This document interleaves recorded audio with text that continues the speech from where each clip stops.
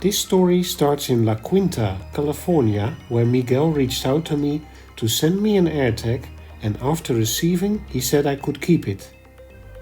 I was a little suspicious in the beginning, but after mailing a bit back and forth, he sent me some photos of La Quinta and he mailed the AirTag off to me. Sure enough, a week later I received the AirTag. This time I figured I would first put myself to work before sending the tag off to the next destination. So I shot some photos while I was in Rotterdam during a day trip.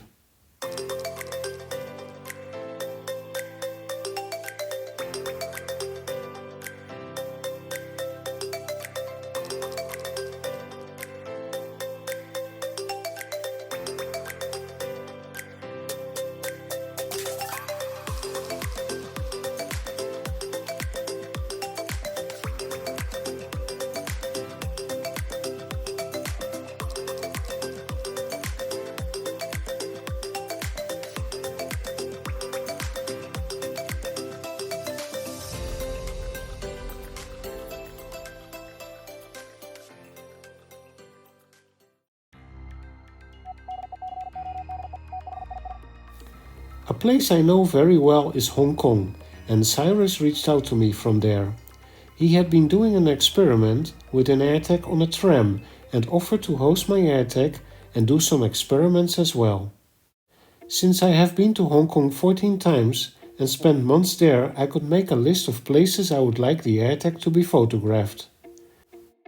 So after a Cantonese dim sum lunch in Rotterdam, I mailed the AirTag off to Cyrus. It spends the whole weekend at the mailbox and it makes its way eventually to The Hague and then to Amsterdam Airport. From here it catches a flight with KLM via Bangkok to Hong Kong. It took Hong Kong Mail another 3 days to eventually deliver the AirTag to Cyrus. In the 3 months the AirTag spent in Hong Kong, I picked it up at almost 5,000 locations around Hong Kong. On this map you can see where I picked up the AirTag the most. So let's get an idea of Hong Kong first before we do some experiments.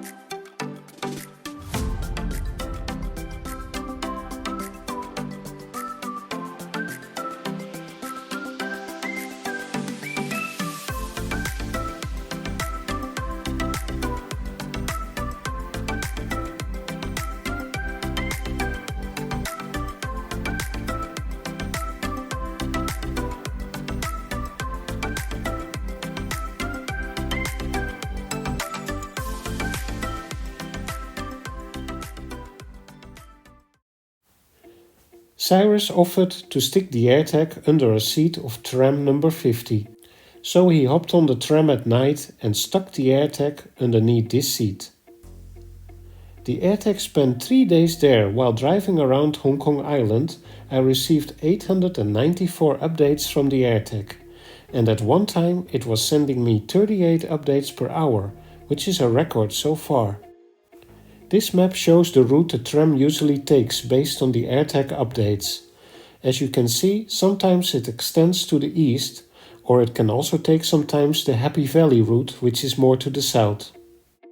3 days later he recovered the AirTag and he planted the AirTag again, this time on a lightrail train in the new territories using the same sticky material.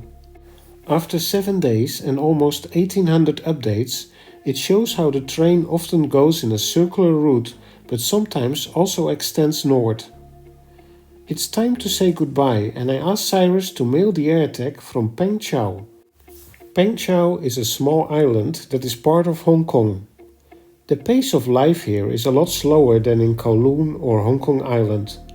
On most of my trips I visited this little island to get away from the crowds and hike around a bit. Cyrus managed to mail the AirTag just before the closing time of the Peng Chau post office, and when he left the post office he could already see the mail being loaded on a trolley. He took the ferry back to Hong Kong Island and so did my AirTag in the mailbag. Upon arrival he could see the mailbag being loaded into a truck, and it has been at the Kowloon Mail Center for the last 3 weeks. This little AirTag's adventure has just started. In its next stop we will take it to great heights, but you will see more about that in our next video. Hong Kong is also pretty awesome at night, so I'm leaving you guys with some night images of Hong Kong that Cyrus shot for us.